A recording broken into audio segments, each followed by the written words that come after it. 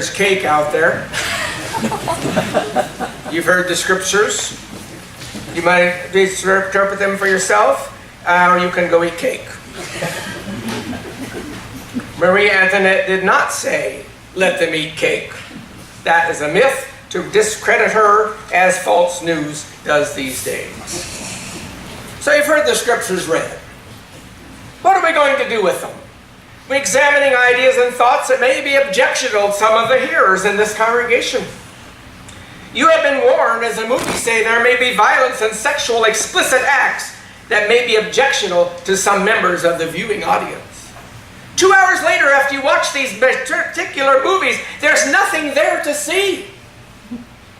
I waited for those sexual explicit things, not even knowing what that meant. I waited for the violence, and they only blew up 15 people, wrecked 17 cars down, knocked up buildings down, and shot another dozen. Where was the violence? That may be how the scriptures are today as well for us. They have hidden meanings. They have hidden ideas. So let the listener discretion be advised. The scriptures today, if you listen carefully, give us, every Christian, which you cannot escape, 3 questions. 3 questions that base the entire Christian faith upon, our whole idea of civilization, who we are, where we come from, where we're going, and what we think about it. Don't listen to Good Morning America. You get a different idea. There's different views of the Bible amongst us. As we all sit here today, if we all got up and said, I look at the Bible this way, you would find as many people, as many different views as there are people in the congregation. I came from a literalist background, and every night would go to bed and say that great prayer, if I should die, take me away. And some days it never happened. I kept waking up. But the psalmist is one of those people who had little knowledge of the universe as we read that psalm. Of course God didn't hang the moon and the stars in the sky and Mars next to it last night. Did you all get to see that? Nobody got up at midnight to see Mars as close as it's been in 36,000 years, and you didn't get out of bed, and you came this morning? It was a much greater sight than what you'll get today. There it was, this little round red thing, bigger than any star, not moving like an airplane, and I knew it was Mars because my doctor of diabetes told me so, and told me it was going to happen. And it gave me a prescription, get up at midnight and see it. And we did. So we can write off the ideas of the psalmist. He wrote that thousands of years ago. Dusty old sheets of paper filled with fairy tales. Why would we even take it as important? After all, we are so much smarter. We have so much more knowledge of how the universe works, which of course in another 100 years will be totally proved, be totally uninformed and false. When Linda and I went to college, we took a class in geology, and the professor said, there's this weird theory of continental drift. Isn't that funny? What do we believe today? Continental drift. So you can see, even as now that I'm this old, I've learned this sermon, I don't know anything anymore. I used to know something, but no, it's gone. So anyway, our psalms written those thousands of years ago, and look at what we've done in this enlightened age of science. We have a Hubble telescope. We have machines sending back pictures of Mars and more to come. We found there may be water on Mars, and oh my God, we got all excited. We can go live there now and ruin it too. We fool ourselves into thinking we have the total truth and the final truth, how the universe works. We know exactly how it works. We know we're no longer the center of the universe, although we still act like it. Look at some individuals, you think they were the universe. Then this sermon was 6 pages long, and I got through it, so I hesitate. It's because I'm skipping over the scratched out parts that you don't need to hear.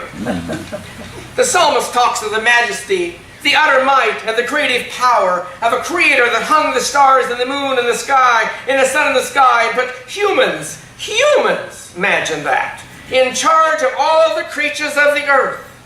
We're to take care of them. We're to appreciate them. And so what is so unmodern about that? Of course, we tend to put it all at our disposal for economic reasons, and gathering as much wealth as possible, we become a part of the earth that we have so destroyed. When we're dead, which we will all be, sorry to say that to you, but we will become dust, just like the dust that we have polluted, and we will be polluting the earth with our dust.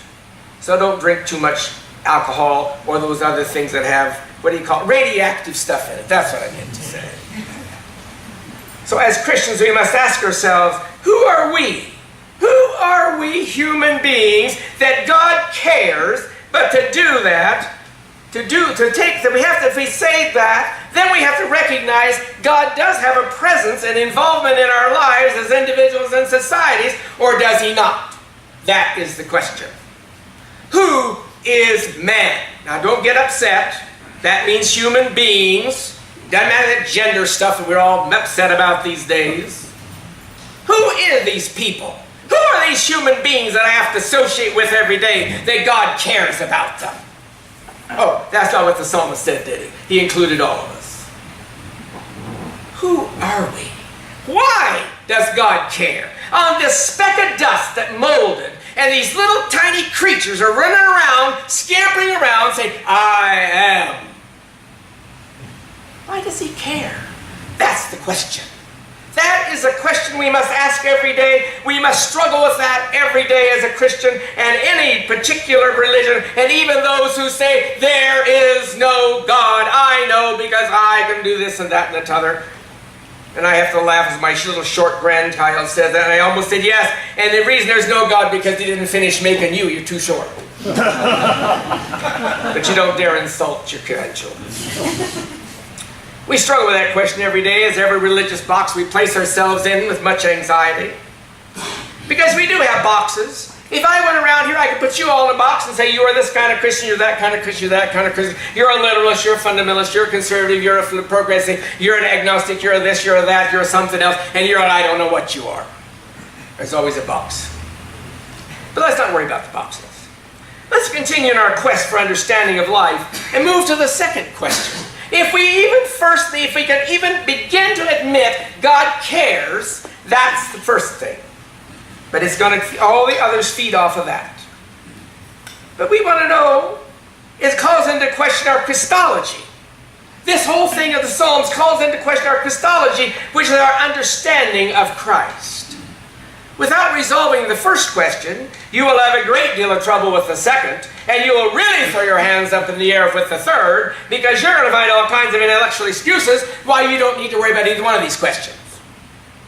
It's just like math. There's nothing about math that makes logic at all. It doesn't do anything right. You can take numbers and manipulate them any way you want to, come up with an answer, and you don't have a clue whether you're right or wrong. You just have an answer. John the Baptist has been arrested by soldiers of a king called Herod, of which we know from other historical records, other than the dusty old papers filled with fairy tales, and a little bit of history and a little bit of spiritual hope. Historically, from other sources, we can say Herod existed as a Roman appointee to rule over Judea under Pontius Pilate. We cannot prove that John ever existed or was arrested, or in matter of fact that there was a person called Jesus at all. We have no proof at all of that fact. So those of you who like that idea, go have cake. We cannot prove that but we can say, oh, this person Jesus is only a figment of imagination for political and religious reasons written by those who call themselves gospel writers. You can fritter away your whole time with these questions and miss the point entirely. When you realize the Old Testament was put together during the exile, and a little bit pre and a little bit post, but mostly during the exile of Israel, to prove it was still the people of God, and to pull together all of its traditions and put it in books, and wrote most of the Psalms during that period. This is when they were at their lowest. The temple had been destroyed. They were in Babylon. They're ruined everywhere. Persia had run over them. Assyria had run over them. And everybody else had run over them as well. So if there's a little bit in there that looks cynical, don't worry about it. Because when you get ran over, you can say the same thing. The question is, the second question. John has been arrested. He sends these disciples to Jesus with a second question. Can you imagine this guy's arrested? He's facing possibility of who knows what under this man named Herod. He's come, he's announced the person is coming, that he can't even buckle his sandals. Like, I can't get under that either anymore, so that's probably what was wrong. He had bad back.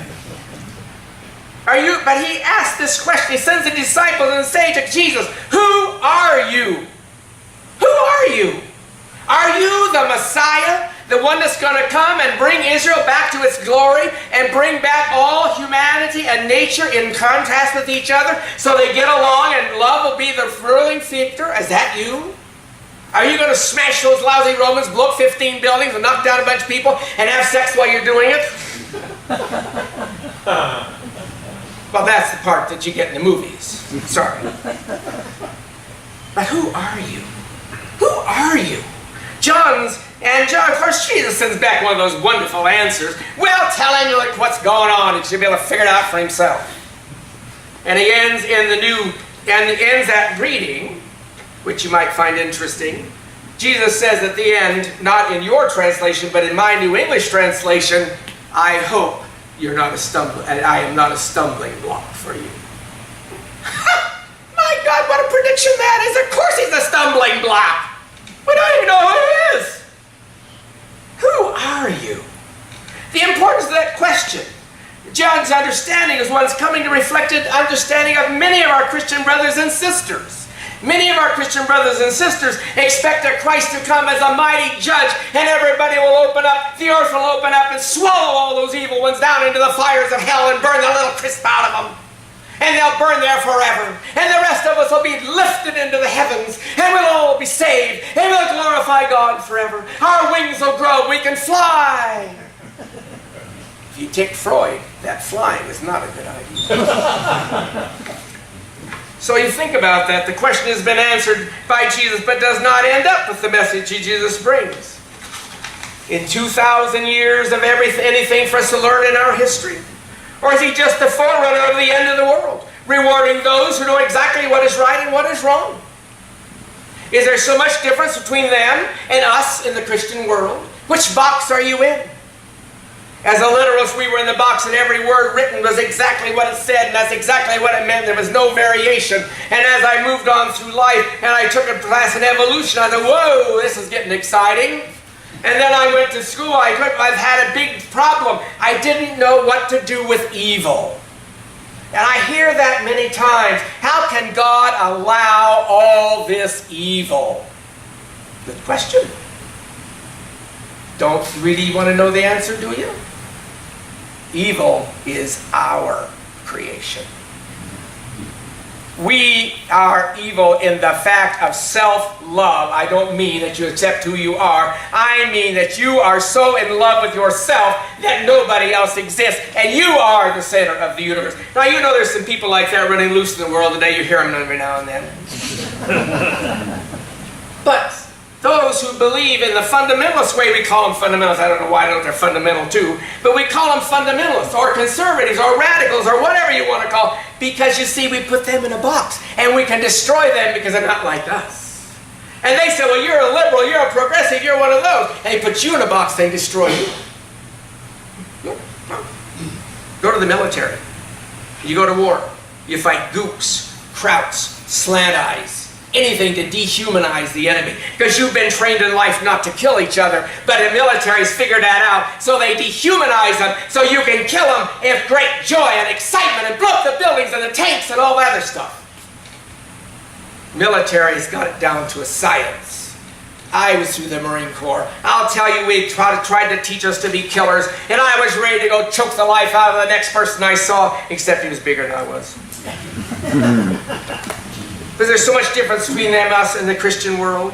We go back to the first question, we struggle with the second. Who is this Jesus? We have fought wars. We've killed each other using words that justify our actions. We separate children, locking up refugees, killing millions of non-Christians, using these words, Jesus, to justify the many wars that we have fought and are fighting. Both sides of the Christian divide use this Jesus to justify their opinionated actions. Who are you, Jesus?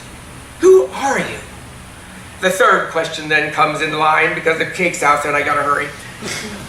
The third question comes in, All three questions build on each other. The third question is reaction and judgment of us, and all on us, the first two questions. Jesus asked the third question. What did you leave town for? To rush out to the wilderness? What were you going out to see? Were you rushing out there to see a bed of reeds waving gently in the wind? Which means a mystical experience, in my opinion. A mystical experience where everything's peaceful and lovely. How many of you ever watched a bunch of reeds or wheat or anything blowing in the wind? They're wonderful, aren't they? Peaceful, quiet. Then the tornado comes, the hailstorm hits them. Then might ask you, do you expect to see someone in silks and satins? Or a high-level person has power over life and death? A person that can comfort and assure you that everything will be all right and will be great again, though we're never ungreat. We all believe those people we put up on pedestals and we rush out to see them. Like we've seen on TV this morning, people rushing to the LA cemetery to worship and look at the tombstones of the past movie stars. Well, that's interesting. I went looking for Oscar Wilde's tomb over in France, but we never found him. I think he ran off. But you know, when you stop to think about it, what are we expecting? Somebody to assure us that everything's okay. It'll be fine. We'll have money in the bank. We'll have riches. We'll have a car, and it'll run. It won't break down, and we won't get rejected our driver's license because we can't see anymore. Be fine. Yeah. Did you come for that? But don't panic. Don't panic. Justice, it protects us. We like justice. It protects us. Because that's why we want to be sure that those homeless people are taken care of. So when we become homeless, somebody will take care of us. Some of us are only one paycheck away anyway. We find that Jesus is questioning his thinking. I can take care of myself. I don't need to recognize anything beyond my own power. We are caught up in self-worship and survival. This is evident in the state of the country. This is evident in the state of the Christian church today. This is evident in the state of the world. You know, we're not isolated. We may want to be, but we're not. What is more incriminating is the state of the Christian church remains as fragmented as ever when these first three questions were asked.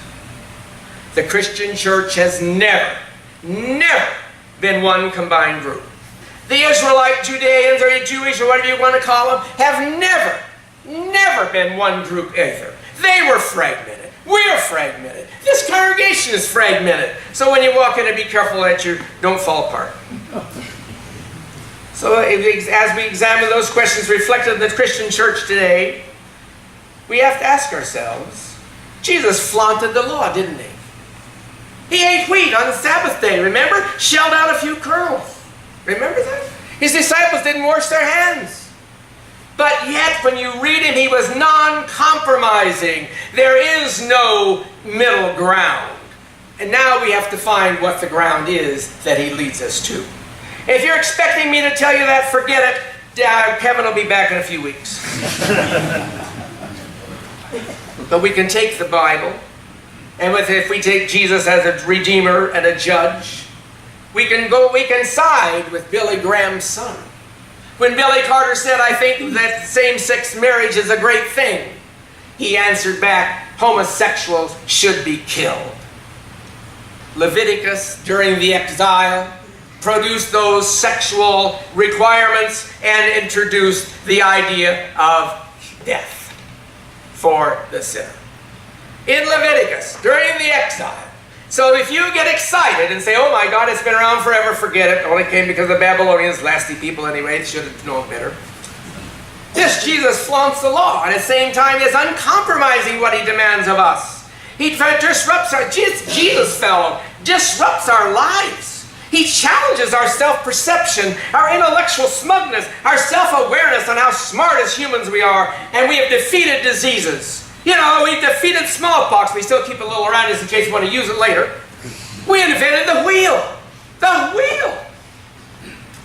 Erected tall, golden buildings to make us rich, and have learned how to control millions of people with fear, lies, and false hope. We have harnessed nature, or so we think so, for our economic needs. Of After all, who cares if there's no longer passenger pigeons or Carolina parakeets? After all, they ate crops. Who cares about one puddle of pupfish in some God-forsaken desert somewhere? These fish aren't even a tourist attraction. You can't even sell baseball hats or t-shirts for them. Who is this Jesus, this divine? Is he divine? Is he the Son of God? Is he God as a human walking among us? Was he just a figment of our imagination? Did he actually resurrect? Did he say what he said? What he said he said, or what he said he said? Or is it all political stuff and false news? Who is this man? Who is human beings that God is mindful of us? Who are you, Jesus? What do you have to offer us all these years later? What have you got what got you out of bed this morning to come to church? In this heat, and this smoke, and this disastrous time of life? Why are you here? Did you prepare before you came for God's involvement in your life? Did you come to have Jesus interpreted to you where you are on your journey of faith? Did you expect to be comforted, agreed with, reinforced on what you know is correct, if only others would listen to you? This is the state of the Christian church. It has been since its inception. This is the state of the human species, race as a species. And don't think that God stops with just Christians. He's in charge of all those other types too, whether they know it or not. We are only these questions because we are called and related to by God of unlimited creative power and love. Otherwise, we wouldn't even be asking these questions. We do not have words to explain. We cannot comprehend the presence of a creative power. We cannot comprehend of a God with no beginning. It's always been and didn't have a beginning, as in our feeble minds, you must have a beginning. How can you exist without a beginning? And after all, we know the universe started with the Big Bang. Of course, we don't know who lit the match, but somebody must have. And we don't know where this bang came from or why it existed. That's science, don't worry about it. But life, no matter which box you find yourself in, no matter which box you put yourself in, you'll find it's not got any corners. It's a circle. You're in a ball, and God is chasing you round and round and round, and you cannot escape. So if you wish to attempt to hide in whatever corner your box is there, with love and patience and judgment and redemption, you will find God waiting as you run around your circle. Let us pray. Our Heavenly Father, as we continue to come to Thy presence, we continue to ask these questions. Who are we that you care? Who are you? And what did we go to see? And these things we ask in Thy name. Amen. Amen.